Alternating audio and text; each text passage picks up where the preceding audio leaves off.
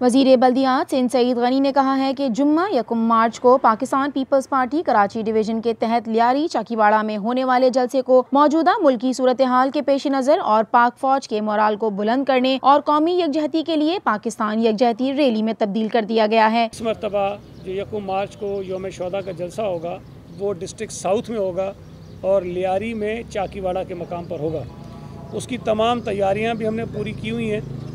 لیکن چونکہ جو نئی ڈیولپمنٹس ہوئی اور اس وقت جو صورتحال ہے سرحدوں پر، اس کو مد نظر رکھتے ہوئے ہم نے یہ محسوس کیا کہ اس وقت ضرورت اس بات کی ہے کہ ہم قومی یکجہتی کا مظاہرہ کریں، اپنی افواج کے ساتھ یکجہتی کا مظاہرہ کریں اور ان کا مورل بڑھانے کے لیے ان کی حمایت میں کوئی ہم اس قسم کا اجتماع کریں۔ لہٰذا پاکستان پیپلز پارٹی کراچی نے جو یکم مارچ کو ہمارا جلسہ تھا لیاری میں چاکیواڑہ کے مقام پر، اس کو ہم نے کنورٹ کیا ہے ریلی میں، اور اب وہ یوم شہداء کے حوالے سے جلسہ نہیں ہوگا بلکہ پاکستان یکجہتی ریلی ہوگی۔ ہم پاک فوج کے جوانوں کی بہادری اور جواں مردی پر انہیں سلام پیش کرتے ہیں۔ پاک فضائیہ کو اور ہماری پاک فوج کے جوانوں کو سلام پیش کرنا چاہتا ہوں کہ جس طرح بہادری سے، جواں مردی سے انہوں نے بھارتی ایگریشن کا نہ صرف مقابلہ کیا بلکہ بھرپور انہیں جواب دیا، اور 2 طیارے جو ہیں وہ بھارتی جو پاکستانی حدود کی خلاف ورزی کر رہے تھے ان کو گرایا۔ اور اس موقع پر جو قومی یکجہتی نظر آ رہی ہے پورے ملک میں کہ تمام لوگ اپنے سیاسی اختلافات کو ایک طرف رکھتے ہوئے، تمام ناراضگیوں کو ایک طرف رکھتے ہوئے، تمام جو مسلک کے مذاہب کے اختلافات ہیں اس کو ایک طرف رکھتے ہوئے بھارتی جارحیت کے خلاف ایک آواز ہو گئے ہیں،